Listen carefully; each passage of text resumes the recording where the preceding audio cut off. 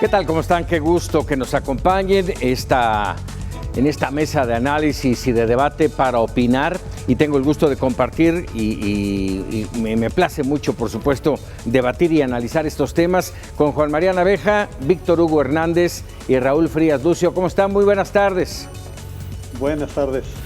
Vámonos rápidamente. Hola, con Paco, los ¿cómo temas. estás? Tardes, Gracias. Vamos, el tema que domina la escena desde ya hace varios días y concretamente jueves, viernes empezó a cerrarse mucho la información, ayer domingo, por supuesto, y hoy sigue, es el tema del Instituto Nacional Electoral, la confrontación, déjame decirlo así, con el Tribunal Electoral que le regresa la decisión que tomó en torno a Félix Salgado Macedonio, como diciendo, es una papa caliente y tú la resuelves. Vamos a ver si la puede resolver. Por lo pronto tienen prácticamente sitiado el Instituto Nacional Electoral y las amenazas son fuertes desde si no me regresan la candidatura, no habrá elecciones en Guerrero. Esta y muchas otras cosas más. Raúl, ¿cómo ver esta situación? ¿Qué va a pasar en las próximas horas? Complejo, es un asunto complejo. El INE está siendo sometido a esta presión por primera vez y fuera de todo lo que conocíamos directamente por el partido en el poder.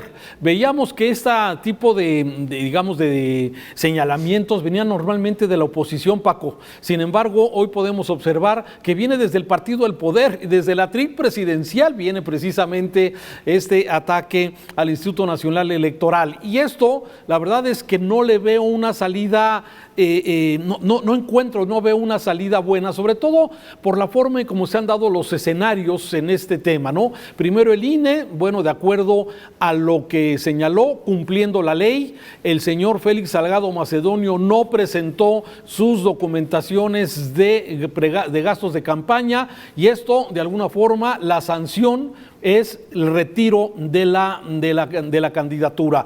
El Tribunal Electoral no toma decisión al respecto y dice, se la regresamos al INE para que pueda revalorar la sanción. Sí, entonces dices, bueno, a ver, el INE está atorado en este tema, me parece que es muy perverso lo que está ocurriendo porque pues para eso estaría el tribunal, pero no solamente eso, Paco, el presidente del Tribunal Electoral, sí, a nivel personal, expresa en sus redes sociales, en Twitter, que él de alguna forma estaría descalificando al INE. O sea, no solamente no respeta la decisión de los otros magistrados del Tribunal Electoral, sino él de alguna forma también, en forma personal, sí, emite una crítica en contra del INE. Me parece que es una situación anormal, no es normal que de alguna forma el árbitro, digamos, del tribunal se lave las manos, él diga que él no está de acuerdo con esa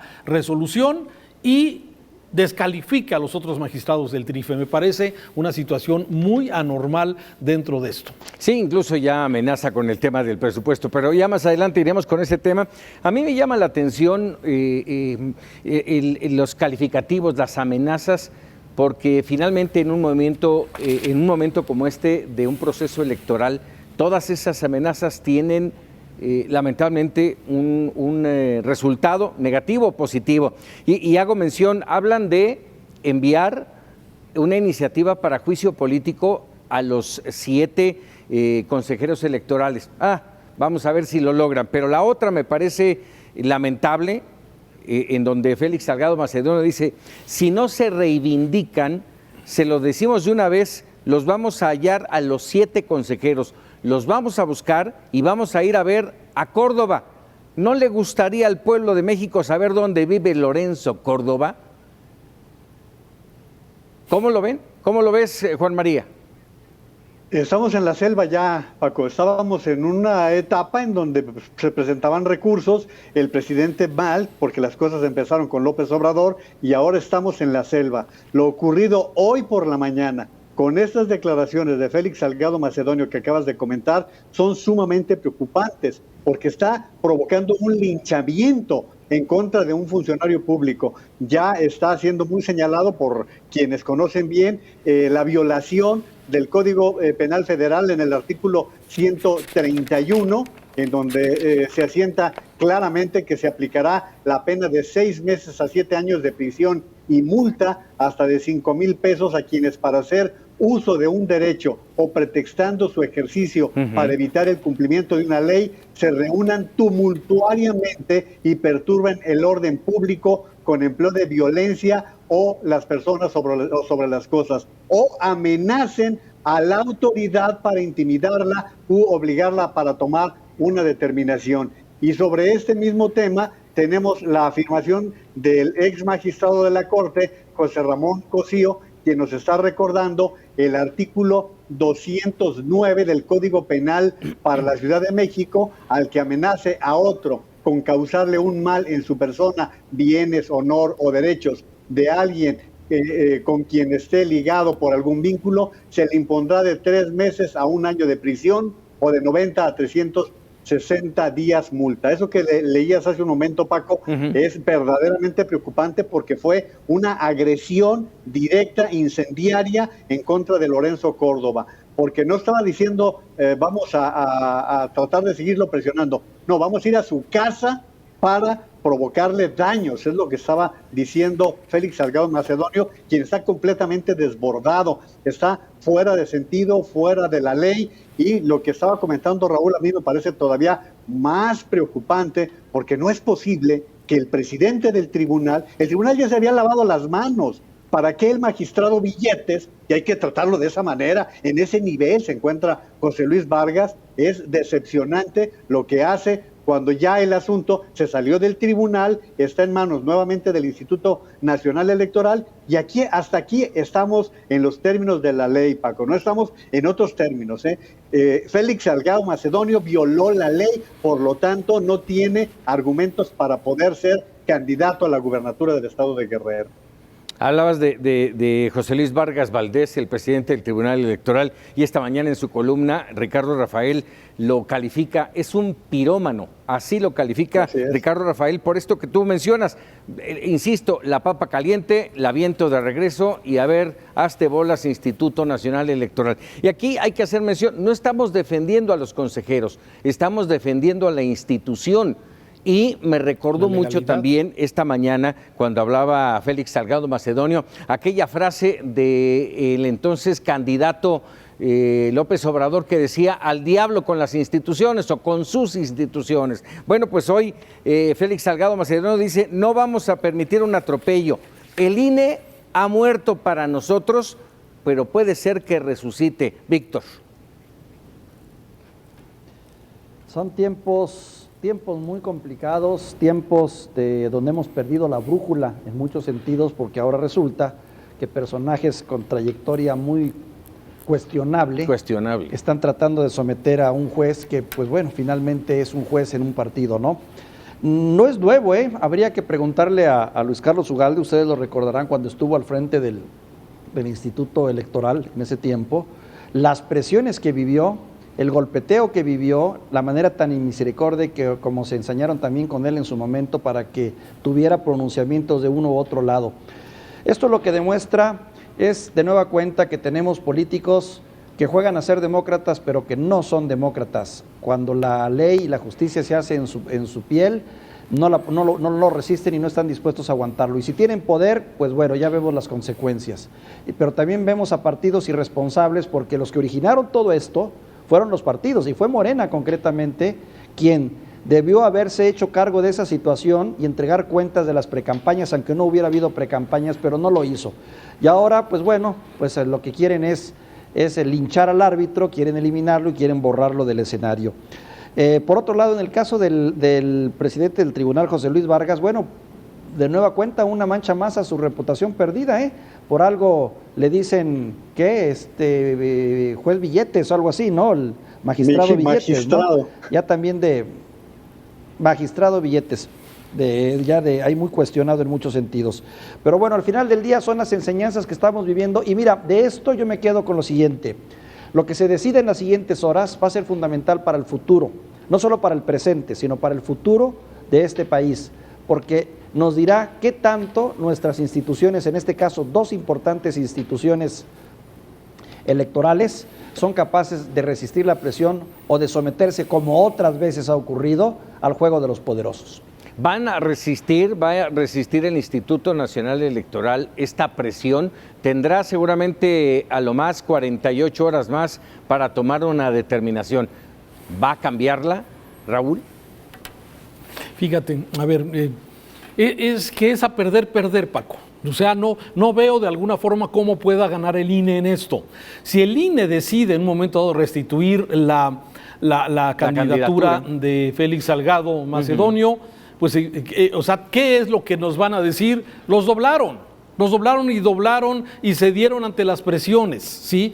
Si de alguna forma se empeñan en retirarle, sí, podemos ver un escenario de ingobernabilidad en el estado de Guerrero, efectivamente, o sea, porque esto de alguna forma va sentando precedentes, Paco, y esto me parece que queda muy ad hoc con lo que decías, al diablo las instituciones. Si el INE me reconoce, yo lo reconozco y todos tranquilos y en paz, y si no me reconoce, pues vamos a incendiar esto. Y eso me parece sumamente delicado, y siendo de alguna forma que no ha habido una manifestación clara, digamos, del gobierno respecto a este tema. El gobierno ha dejado correr, incluso yo te diría que ha simpatizado con el tema de que siente injusto que se le quite la candidatura a Félix Salgado Macedonio. Me parece que ahí estamos exactamente en un punto en donde el INE, en cualquier decisión que va a tomar, me imagino que va a perder. No hay forma de que salga avante de una situación como esta, sobre todo cuando el tribunal se lava las manos y el presidente magistrado, sí, se vuelve un espectador, como dice, y como la columna que hace referencia, se vuelve simplemente un espectador del incendio que está provocando. Así es, y aquí el punto es, creo que lo platicábamos justo la semana pasada aquí mismo, y yo lo vuelvo a poner porque lo ha insistido mucho Mario Delgado. Él ha dicho ya en varias oportunidades, si no simpatizan con nuestro movimiento, hablando de los consejeros electorales, que se hagan militantes del PRI-AN y que nos enfrenten. Y aquí mi pregunta es, ¿el árbitro tiene que simpatizar con uno de los equipos? ¿O por eso es árbitro, Juanma? No, pues Paco, en primer lugar, recordemos que en la votación inicial en el INE, por lo menos 2 de los consejeros que fueron propuestos por el presidente de la República, por lo tanto por Morena, votaron a favor de negarle la candidatura a Salgado Macedonio. Ahora, aquí en Mega Noticias se ha venido insistiendo en algo fundamental que necesitamos en México, Estado de Derecho. Yo no creo que sea perder. Creo que si el INE es doblado, allí sí vamos a perder todos. Si el INE se sostiene, estará cumpliendo con la ley, estará cumpliendo con los preceptos que nos hemos dado para poder tener elecciones en las cuales hay un árbitro. Hace un rato, una declaración totalmente desafortunada de la secretaria de Gobernación, Olga Sánchez Cordero, quien dice, como secretaria de Gobernación, hago un enérgico llamado a mantener las diferencias dentro de la legalidad y el respeto. Doña Olga fue magistrada de la Suprema Corte de Justicia. Usted tiene que callarse, no es su tema. Este es un tema de la autoridad electoral. El Ejecutivo no tiene un papel aquí, por más que el presidente ha tenido mucha injerencia o ha tenido una beligerancia también contra el Instituto Nacional Electoral. A ver, el INE no son Ciro Murayama y Lorenzo Córdoba, Hay 11 consejeros que son los que están tomando las decisiones. Y si dice Salgado Macedonio que esos 7, a lo mejor ya son 9, a lo mejor ya son 11, y si se le dobla al INE, pues a lo mejor son menos. Pero aquí, en este caso, también hay que recordar que estamos hablando de un caso, porque Morón lo más probable es que siga conservando la candidatura, y las otras personas se pidió que fuera por caso que resolviera el Instituto Nacional Electoral. O sea, que estamos en manos del árbitro que tiene que hacer su trabajo y nada más de acuerdo a la ley. ¿Le doblarán la mano, Víctor? Bueno, mira, Raúl dice que por los 2 escenarios sale perdiendo, y hay algo de razón en eso, claro, por supuesto. Pero bien lo comentaba yo hace un momento, es también lo que se juega es el futuro. ¿Qué quiere esto decir? Para mi gusto, si el INE hace lo correcto, que es aplicar la ley, y que la ley lo dice como tal, de que aquí no hay de otra más que destituir a los aspirantes que hayan violado las reglas de las precampañas, Posiblemente habrá un linchamiento contra ellos, pero habrán ganado su pase a la historia. Un pase a la historia con dignidad y un pase a la historia de posicionamiento, de que a veces perdiendo se gana. Todavía no sabemos exactamente cómo vaya a ser este final, sin embargo, ojalá prive el respeto al derecho y al orden, y que entiendan los partidos políticos y también los aspirantes, personajes tan oscuros como este señor Macedonio que amenaza con prender la pradera, de que las instituciones deben de preservar por el bien del país y que además lo que aquí se haga sentará precedentes para el futuro. Eso es lo importante de esto, pero bueno, entiendo que no es nada fácil tener que vivir el presente y más como lo están viviendo ahora los integrantes del INE. La lógica nos diría, a ver, yo, Instituto Nacional Electoral, determino cancelarle la candidatura a Félix Salgado Macedonio, concretándonos al caso de Félix Salgado, aún hay otros más, pero bueno, concretándonos en ese tema, le quito la candidatura, va al tribunal, el tribunal dice, ¿sabes qué? Tenla de nuevo y dale una nueva, revalóralo. La lógica me diría es, si yo lo estoy manifestando de que no debe de estar como candidato, no deberá moverse de ahí. Esa es mi lógica. ¿Sí? Mencionabas, Raúl, los dos temas, sí, coincido contigo, en los dos pierde, pero pierde más si restituye la candidatura. A ver, a lo mejor no me faltó precisar quién pierde, ¿sí? Yo creo que perdemos de alguna forma todos. O sea, si el INE de alguna forma decide revalorar la sanción de Félix Salgado Macedonio, que eso es lo que le está regresando el tribunal, que revalore la sanción, porque fue desproporcionada de acuerdo a la observación del tribunal, fue desproporcionada la sanción de retirarle la candidatura, cuando podría el mismo INE revalorar esa posición. Oye, a lo mejor no te la retiramos, pero una sanción económica y algún tipo de sanción administrativa. Finalmente los recursos que manejan los partidos políticos son recursos públicos, pero bueno, que eso ya hemos hablado. Sí, no, yo me refiero que se pierde, si el INE decide de alguna forma retirarle la candidatura, sí, a ver, se fortalece una postura del árbitro, sin duda, pero hay un escenario muy complejo lo que puede suceder en el estado de Guerrero hacia adelante. A eso me refiero, o sea, no es una posición de perder, es una posición que con una decisión se pierde y con otra decisión se pierde más. Entonces, bueno, esto es exactamente el escenario al cual me refiero. No tengo claro cómo lo va a resolver, no tengo muy claro, pero sí me queda claro, Paco, que en medio de el desbarajuste, por llamarlo de una forma decente, de Morena y en los registros de sus diferentes planillas y candidatos, trajeron muchos problemas. Te doy como ejemplo, aquí en Jalisco 21 planillas de Morena no fueron registradas. ¿Por qué? Por falta de papeles, porque traen un desbarajuste internamente los de Morena y que no presentaron documentos en tiempo y en forma, no llenaron los formatos, ¿sí? Entonces, si esto lo multiplicas a nivel nacional en cada uno de los estados, pues por eso tenemos estos problemas, y las autoridades electorales, tanto la federal como las estatales, están en un predicamento por eso, porque hay una presencia importante de Morena que están presionando con todo, sí, y de alguna forma pues quieren de alguna forma resoluciones en esto, pero para mí es el claro ejemplo del desaseo, del desorden que hay en las candidaturas, y que ahora pues a base de cornadas, ¿sí? El toro quiere de alguna forma salir avante de este tema, ¿no? Entonces, no veo claro cuál va a ser la resolución del INE. No me gustaría estar en los zapatos de Lorenzo Córdoba, sobre todo en esta posición de presión que hay en estos momentos cuando estamos a 55 días de la jornada electoral. Sí, a ver, la semana pasada le comentaba yo con Luis Carlos Ugalde y le decía yo que esto impactaría, ¿de qué manera impactaría esto en la elección? Me decía que no, que este es un tema muy particular. Yo sigo insistiendo, esto va, si la decisión del INE es no restituirle la candidatura, va a generar una situación complicada en todo el proceso electoral, Víctor Hugo. No, yo no lo veo así, Paco. Más bien pienso que fue una práctica mala que se hizo legal. y al hacerse legal se constituyó en el reglamento de las leyes del INE que la aplicó. Yo lo que visualizo es algo parecido a lo que tú señalabas hace un momento. El INE va a tener que mantenerse en su posición porque no tiene para otro lado, sus leyes así lo dicen, la ley así lo dice, la ley que los ampara. El Tribunal Federal Electoral va a tener que tomar la decisión y se va a amparar en dos cuestiones. Va a proteger a los aspirantes en dos. Uno, en que no hubo gradualidad, que es un derecho en justicia, que siempre debe de haber un grado en la aplicación de la justicia, lo menos y lo más, y si te afecta, ver que se te aplique lo menos, porque así es el derecho.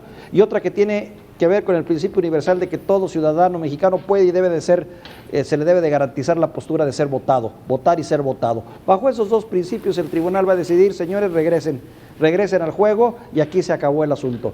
Y el Instituto Nacional Electoral habrá tenido un punto a su favor porque conservó su posición. Si quieren cambiar las leyes, cámbienlas después. Si quieren cambiar las reglas del INE, cámbienlas después y jugaremos ya después. Eso sería lo correcto. Vamos a ver qué pasa. Yo también estoy esperando para saber qué pasa.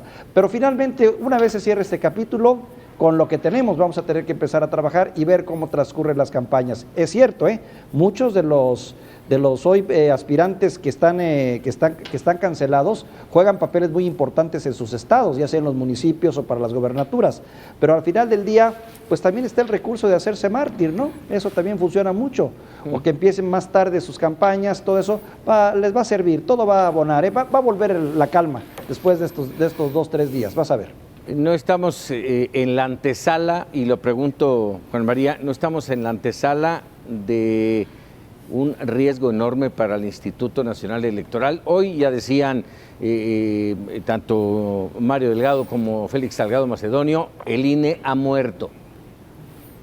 Cuando hay irresponsables con poder, siempre habrá un riesgo, Paco, eso es innegable. También te dijo Luis Carlos Ugalde que Morena era un desastre, era un desorden, te lo dijo, y Raúl nos lo está diciendo con esos 21 casos en el estado de Jalisco. Sí. Si tú restituyes el caso de Salgado Macedonio, entonces tienes que restituirle a todos los demás. Decía Víctor, la parte legal, sí, la ley contempla cierta gradualidad, pero también tiene que ser ejemplar, tiene que establecer cierto grado de ejemplaridad. Y en este caso, Salgado Macedonio hizo lo suficiente para ser el sujeto en donde se canalice esa ejemplaridad. Ahora bien, sí hay un riesgo serio, pero yo quisiera creer que en ese caso ya les caiga el 20 de que este INE, tal como está constituido, es el que va a organizar, supervisar y calificar las elecciones. Ya no hay tiempo de cambiar, Será el consejero Lorenzo Córdoba quien encabece la presidencia del INE para la elección del 6 de junio. Después no sabemos qué vaya a suceder, porque tampoco sabemos si la Cámara de Diputados tendrá una nueva conformación en septiembre y esa conformación ya no le beneficie a Morena en las condiciones en que se encuentra en este momento con una mayoría absoluta. Pero, insisto, si le restituyen la candidatura, es un riesgo. Están abriendo una puerta, una ventana enorme en la que ya cualquiera va a poder presionar, en este caso al árbitro electoral, y todavía restan escasamente menos de 2 meses para el proceso. Muchas cosas pueden pasar durante esos días, Raúl.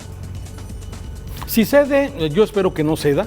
Si cede, llega de alguna forma, sí, me parece que si el INE cede, sí se va a vulnerar, quizás no ya para este proceso electoral, pero eso le da la posibilidad, desde luego, a cualquier inconforme simplemente levantar la voz, acusar al árbitro electoral de cualquier cosa y de alguna forma, pues que esto siga adelante. Me parece que daríamos muy mala señal, pero puede suceder, Paco. Sí, yo no la descartaría del todo, entonces ojalá no pase, ojalá no se debilite el Estado de Derecho, ojalá el INE se pueda mantener en este tema. Si hay algo que revisar respecto a la sanción, sí, que se explique claramente por qué y si es que se va a reducir la proporcionalidad de la sanción, tendría que haber un gran convencimiento, porque va a quedar la sensación de que simplemente hubo tal presión que doblaron las manos. Yo prefiero esperarme que adelantar vísperas en este sentido. Así es. Bueno, pues ahí queda este tema, está vivo y vamos a estar pendientes de ello. Vamos a hacer una muy breve pausa y regresamos para opinar.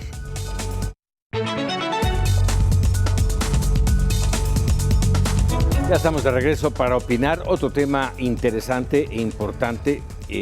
Vamos saliendo prácticamente de la Semana Santa, esperando lamentablemente que esa llamada tercera ola no llegue. Pero bueno, los números ya empiezan a dejarse sentir. Jueves y viernes de la semana pasada, más de 5,000. Volvimos a más de 5,000 contagiados diarios. El fin de semana bajaron, como es prácticamente de siempre, pero ya teníamos rato de estar entre los 1,000 y los 2,000 contagiados diarios. Hoy ya subieron de nuevo a los 5,000 y estaremos muy pendientes. Y dentro de ese rubro está el tema del regreso a clases y todo lo que con ello conlleva, la estructura, la infraestructura, las escuelas vandalizadas, cómo regresar, de qué manera, si esto va a ser paulatino, va a ser mixto, en fin, cómo ver esa situación. Víctor Hugo Hernández. Bueno, es un reto descomunal porque por un lado tenemos ya la necesidad, ¿no? Es una necesidad real de tratar de emparejar un poco a nuestros chiquillos que han tenido un año terrible, porque aunque se tuvo el recurso de la televisión, quedó claro que dista mucho de ser el modelo ideal para poder llevarlos a la vanguardia y mantenerlos en un sistema de educación estable y competitivo. No, yo creo que tenemos que aprender mucho de eso. Sin embargo, también te enfrentas al serio dilema que implica llevar un grupo de niños, profesores, personal y demás a escuelas en donde no se lleven por un error que tengan o por un problema de sanidad se complique la situación. No nada fácil lo que está en puerta. Por otro lado, también está el tema de la infraestructura, que ya lo hemos visto, desafortunadamente, el problema de los apoyos, la falta de agua, la falta de drenaje. Yo comentaba hoy por la mañana con Raúl, del análisis que hacemos, que yo veía la oportunidad aquí muy grande en dos grandes sectores que tenemos en este momento. Uno, el de la salud, y otro, el de las escuelas. De lo malo, lo bueno. En la salud, la posibilidad de poder reestructurar todo nuestro sistema de salud y modernizarlo y hacerlo a la vanguardia con lo que se puede invertir y hacer en el contexto de la pandemia. Y dos, también la posibilidad de que nuestros niños todavía en casa pues se le pueda meter realmente mano a las escuelas públicas que están hechas un desastre. Vandalizadas sobre todo, vandalizadas y pareciera que en este año no se ha hecho absolutamente nada en ese entorno. Bueno, está ese tema, por supuesto. No sé cuál sería tu punto de vista, Víctor, Juan María. Pues no pareciera, Paco, es un hecho que las cosas están en esas condiciones. Y mira, dabas los datos. La Organización Mundial de la Salud hoy señalaba que México pudo disminuir en 190,000 el número de muertos. Por supuesto, pues somos un país tan joven, no debió registrarse este número de casi 500,000 de muertos en cifras globales como se está manejando hasta este momento. Pero en el tema educativo traemos un rezago muy serio desde el año pasado. Hubo el tiempo suficiente para poder programar adecuadamente un cierre del ciclo 19-20 adecuadamente. ¿Por qué? Pues porque desde febrero sabíamos lo que iba a suceder y el riesgo de que habría clases a distancia. Después ya sabíamos que el curso escolar 2021 sería completamente a distancia. No se dieron los tiempos para poder prever. Olvídate ahorita de los planteles, Paco, porque ahorita los planteles pues están cerrados, pero si sabías de antemano que las clases iban a ser a distancia, no hubo una preparación adecuada y suficiente para dotar a los alumnos de vías para poder seguir sus estudios y de mecanismos de enseñanza. ¿Cuántos niños ya están en una brecha educativa con otros de su misma edad y curso escolar debido a que pues no han podido tener clases como debiera ser? Yo creo que por más que le quieran adornar y dorar la píldora, es un fracaso el sistema de televisión que han utilizado para mandar las clases, porque los niños no han podido estar en clases debidamente y había otras maneras, había otros mecanismos que no se utilizaron. Ahora viene el reto, Paco, Raúl, Víctor, el curso escolar 21-22, en donde hay que preparar la infraestructura, el reto de que sean híbridas las clases y las circunstancias que van a rodear a los maestros bajo nuevas circunstancias. Y agrégale este tema de los libros de texto, Paco. A eso iba justamente, agreguémosle este anuncio que hizo el presidente López Obrador allá, si no mal recuerdo, fue en Morelos, confirmando Puebla. En Puebla. Puebla. En Que Puebla. viene confirmando que viene un cambio sustancial en el contenido de los libros de texto gratuitos en la educación básica. ¿De qué nivel podrá ser ese cambio sustancial, Raúl? Híjole, a ver, es que me dejaste la parte Interesante, más compleja de lo que has estado hablando. A ver, me parece, y lo dice bien Víctor, coincido con lo que dice Juan María en gran parte, sí, me parece que estamos en un gran reto para el país, que es el tema educativo, frente a una deserción extraordinaria. O sea, el número de jóvenes que salieron, que dejaron y suspendieron la escuela en este año de pandemia es muy alto, mucho más alto de lo esperado. Sí, eso es lo que se refiere básicamente a la deserción. Otro, el atraso, el rezago que ya traíamos, que de alguna forma esto, la pandemia, y coincido con Juan María, no veo yo muchas alternativas que hubiera tenido el gobierno, pero definitivamente el tema de televisión no ha resultado lo que es. Sí, lamentablemente las condiciones de nuestro país, la falta de conectividad, la falta de tecnología no permitía algunas otras alternativas, entonces era lo que había, y dentro de lo que había, pues la verdad es que se fue ensanchando, yo lo podemos asegurar, se ha ensanchado esa brecha entre los que no tienen y los que sí pueden, y eso me refiero porque muchos afortunadamente tuvieron la herramienta tecnológica para seguir en contacto con sus maestros, y de alguna forma seguramente sirvió, pero muchos no, lamentablemente, y coincido en que esta brecha entre los que tienen y no pueden, y con los que pueden y tienen, se va a ensanchar muchísimo. Ahora, este tema, me parece que tenemos un escenario con escuelas vandalizadas. De por sí, muchas carecían de agua. Ya lo hemos documentado aquí por parte de Mexicanos Primero, que hay un gran número, por lo menos el 20% o más del 25% de las escuelas no tienen agua corriente, Paco. ¿Sí? Ahora, con la pandemia, muchas de ellas fueron vandalizadas, se llevaron hasta los apagadores, las lámparas, las instalaciones eléctricas. Hay que volver a hacer un trabajo de equipamiento impresionante, ¿sí? Para poder de alguna forma estar ad hoc con el regreso presencial. El reto es que todavía no hay vacunas para los maestros suficientes que nos puedan garantizar que los maestros estén en su clase y que no representen pues que se puedan contagiar por un niño, por un alumno, y entonces el tema de la virtualidad va a seguir siendo, me parece, importante con una combinación, va a ser sistema híbrido. Y si esto le sumas la inoportunidad de los libros de texto, que ahorita le entramos de lleno, me parece que, a ver, ¿qué es lo más importante hoy? Debería ser habilitar escuelas, prepararnos para el regreso, vacunar a los maestros y que podamos regresar en un sistema híbrido claro para que todas las familias y los alumnos puedan de alguna forma regresar a un sistema de volverse a encarrilar al tema educativo. Pero lo complicamos. Ahí te van, cambian los libros de texto. Espérame, ¿de qué se trata esto? Con nuevos contenidos y diseños. Nada más déjame aclarar, creo que es importante aclarar, aún con las vacunas para los maestros, esto no los exime de contagiarse. Los protege, pero no los exime.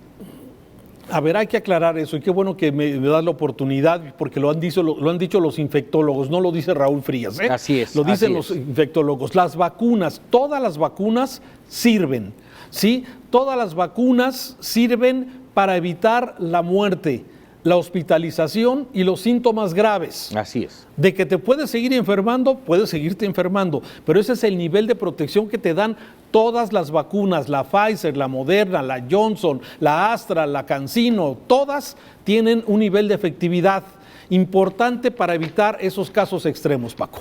Sí, complicado el tema. Pero a ver, entrémosle, si les parece, Víctor Hugo, entrémosle este tema del cambio de contenidos y de diseños en los libros de texto gratuitos. Concretamente se habla de cuarto y quinto año, y aquí mi pregunta para ti es, ¿van a reinventar la historia? La historia de este país, mi querido Paco, Juan María, Raúl, siempre ha sido una historia inventada y reinventada 1000 veces. Te debo decir que siempre ha sido, bien dicen que la historia la escriben los ganadores o los triunfadores. En nuestro país, y al igual que en otras partes del mundo también ocurre, ¿no? Hemos hecho muchos mitos y mucha de la historia que nosotros aprendimos en la escuela era una historia muy deformada, muy a modo, muy acorde a un sistema revolucionario institucional, por llamarlo de alguna manera, ¿no?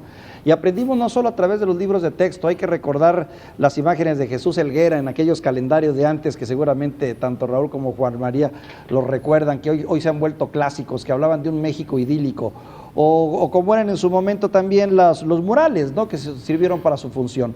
Siempre los gobiernos han querido a través de los libros de texto representar su historia o un pasaje de la historia.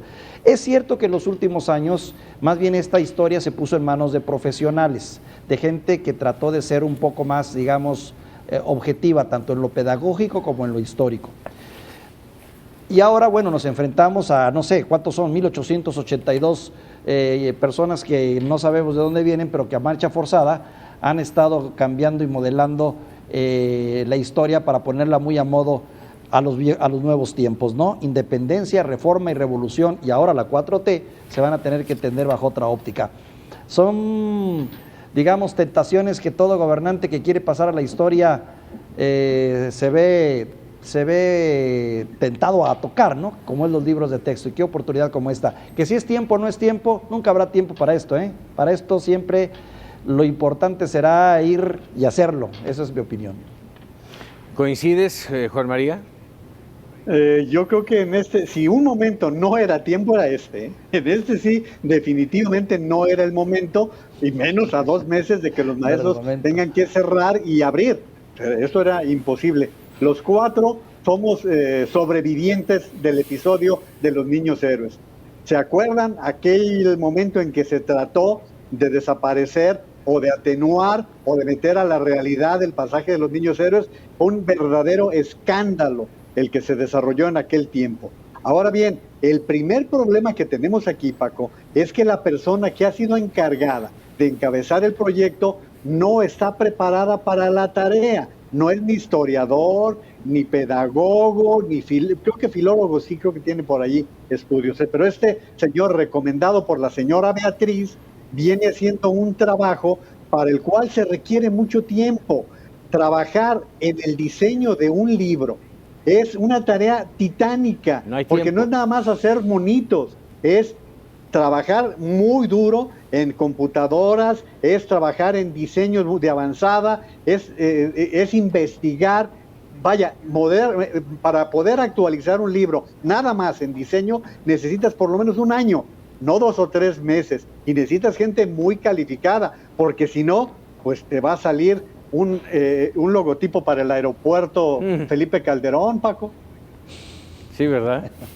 A ver, y en todo este entorno, Raúl, a ver, yo te pregunto, ¿de qué nos sirve cambiar la historia? Bueno, a ver, yo creo que todos los gobernantes en turno, Paco, de alguna forma, sí, siempre quisieran quedar en la historia. Sí. Y me parece que un hombre que tiene, y constantemente vemos las comparaciones que hace con grandes personajes de la historia, en compararse, en presentarse como mártir, ¿sí?, de la prensa insaciable que lo ataca permanentemente. Sí, me parece que de alguna forma tiene mucho... el presidente López Obrador tiene claro que él le gustaría pasar a la historia, como lo dijo alguna vez, como un buen presidente, ¿sí? Y hay una frase que a mí me llamó la atención de lo que dijo en Puebla, donde dice, sí, que tenemos que saber de dónde venimos y por qué yo estoy aquí. O sea, ¿por qué está López Obrador aquí? Y él se presenta pues como lo que le dice a Tolini, como lo que le dicen muchos de sus seguidores. O sea, el presidente para muchos se ha convertido en un, me cuesta mucho trabajo decirlo, pero realmente pues, fuiste muy decente. Un Mesías, sí, pero la verdad es que el presidente, yo pienso que a él le gustaría muchísimo muchísimo pasar esta historia y quedar en los libros de texto, precisamente, como ya lo decía Víctor, después de la independencia, después de la reforma, después de la revolución, este movimiento que de alguna forma él ha venido encabezando en esta mal llamada cuarta transformación, que hasta el momento, bueno, no la hemos visto concluida, ¿sí? Y me parece que sí, el haber nombrado esa relación que de alguna forma se da a conocer entre su esposa y este señor Marx Arriaga, que es el director general de materiales educativos, sí, me parece que, bueno, a ver, no tiene las credenciales, pero eso no sería raro en un gobierno como el de López Obrador, que no tenga las credenciales para poder encabezar este trabajo. Lo que llama la atención es esta convocatoria tan rápida. De la señora, ¿no? Exacto, fue el director de tesis, ella fue la directora de tesis de este Marx. Señor Marx Arriaga, ¿sí? Pero eso no tiene nada de malo, ¿sí? Aquí lo malo es que se convoca a un grupo que nadie sabe quiénes son, ¿sí? ¿De dónde salieron? ¿Qué grupos de alguna forma de expertos están participando para presentar un proyecto de modificación de los libros de texto? Me parece que la historia se tiene que ir escribiendo a través de los hechos que ocurren y a través de las crónicas, a través del análisis de lo que está pasando socialmente. Y aquí lo que me parece es que nadie sabe estos 1882 personajes que finalmente participan en forma voluntaria, ¿sí?, a definir los nuevos textos de estos libros, tanto de historia y ciencias sociales de primaria, porque además no se conocen, Paco. Estamos hablando de algo que no hemos visto ni tú, ni Juan María, ni Víctor, ni yo, sino estamos hablando de lo que se ha publicado, lo que dice el presidente ayer en Puebla, lo que se comenta por parte del reportaje que presenta Proceso, lo que han escrito algunos al respecto. Y me parece que hoy fue muy claro la entrevista que tuvo Mega Noticias con David Calderón de Mexicanos Primero, donde dice, bueno, a ver, hacer un cambio a los libros de historia de cualquier primaria, tercero, cuarto, quinto, necesitarías por lo menos un año, año y medio de análisis, de estudio, de propuesta. El presidente lo pone sobre la mesa con un tema que a los mexicanos y especialmente a nosotros nos generó desde luego dudas cuando quitaron el civismo y la ética. Te acordarás que fue todo un tema. Bueno, en aquel entonces con este tema se regresa a esta revisión de los libros de texto cuando estamos en el momento más inoportuno, por lo que ya comenté anteriormente. Sí, e insisto, vamos a ir a una pausa, pero yo insisto, ¿esto de qué manera va a contribuir a la sociedad? ¿Cómo vamos a quedar los de, valga el término, los de la vieja historia con los de la nueva historia? Hacemos una pausa y regresamos para opinar.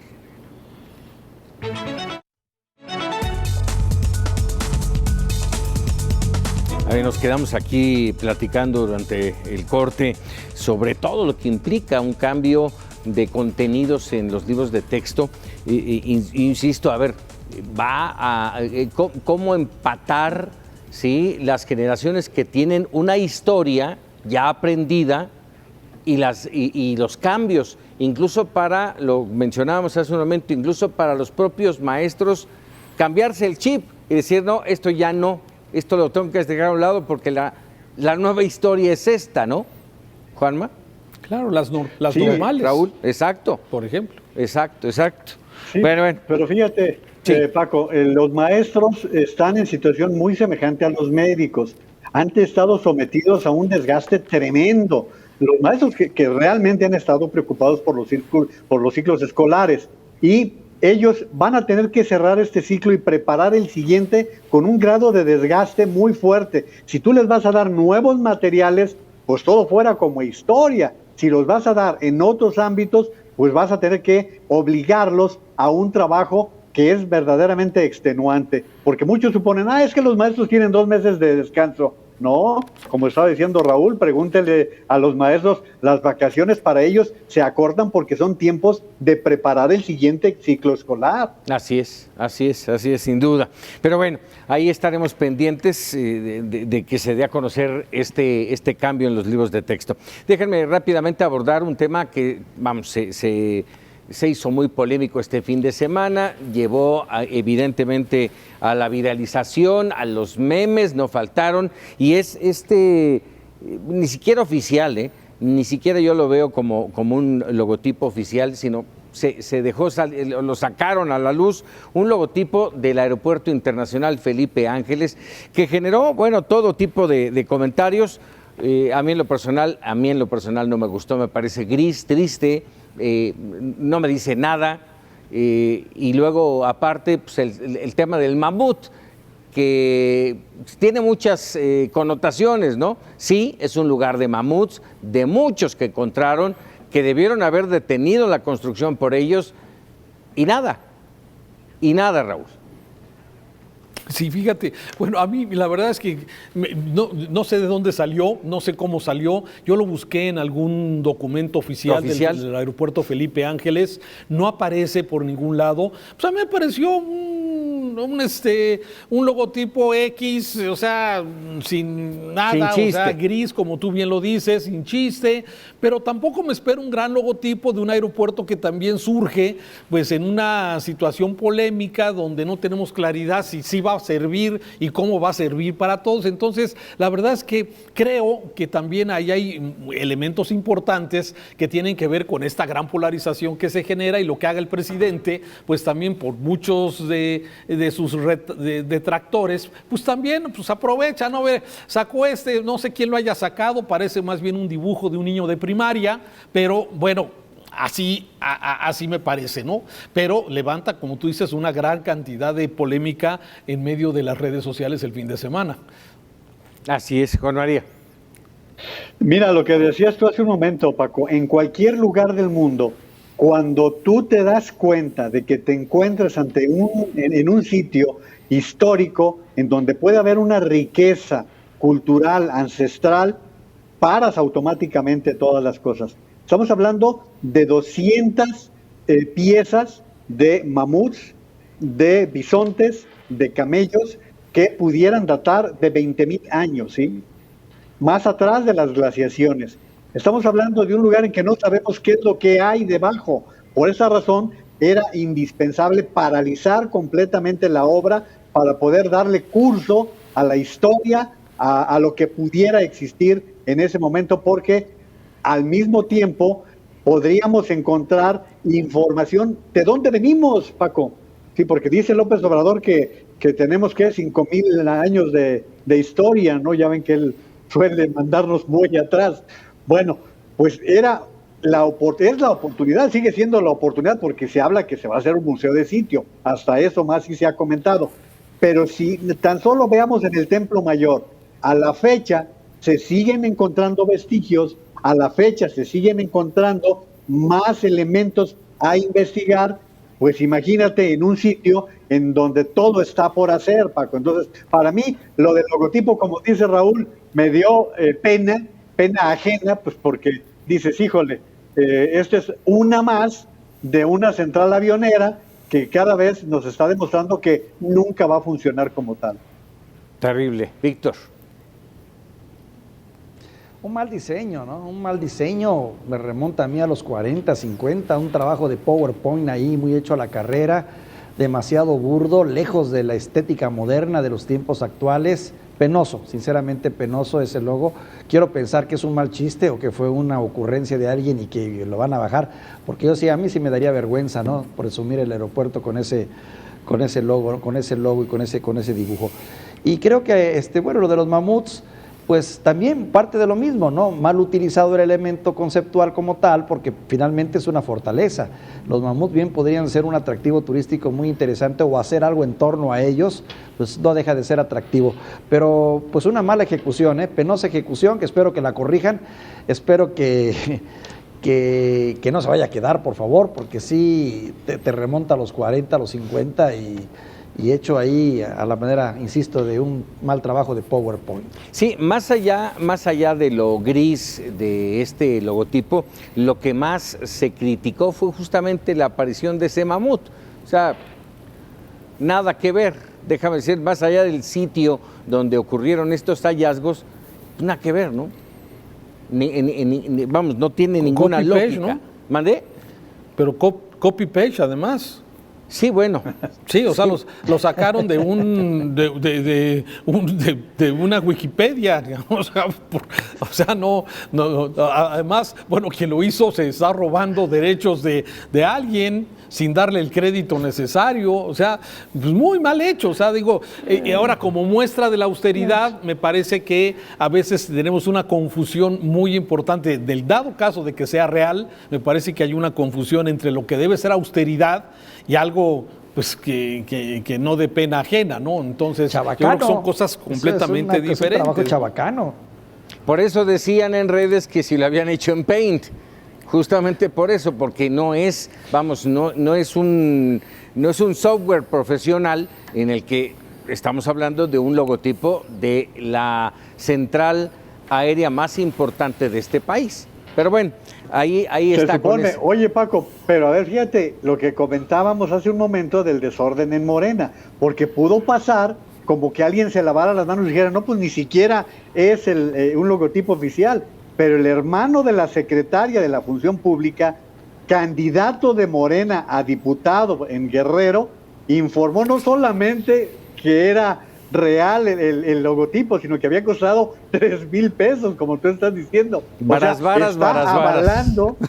Le está dando oficialidad a esto que está apareciendo, como que hay que decirle logotipo. Bueno, pues vamos justamente a ver los memerables.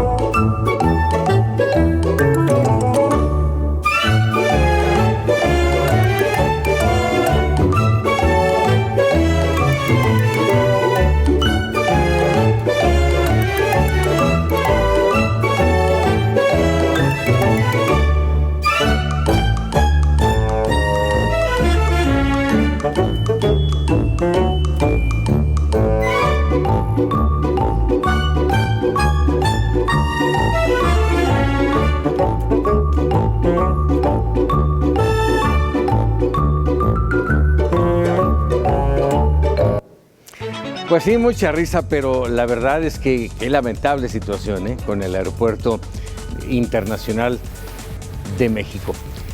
Raúl, Juan María, Víctor Hugo, muchas gracias como siempre. Al contrario, gracias. Gracias a ti, Paco. Pero sobre todo gracias a usted que nos permitió entrar con nuestras opiniones y nuestro análisis y usted que se queda con la mejor decisión. Vamos.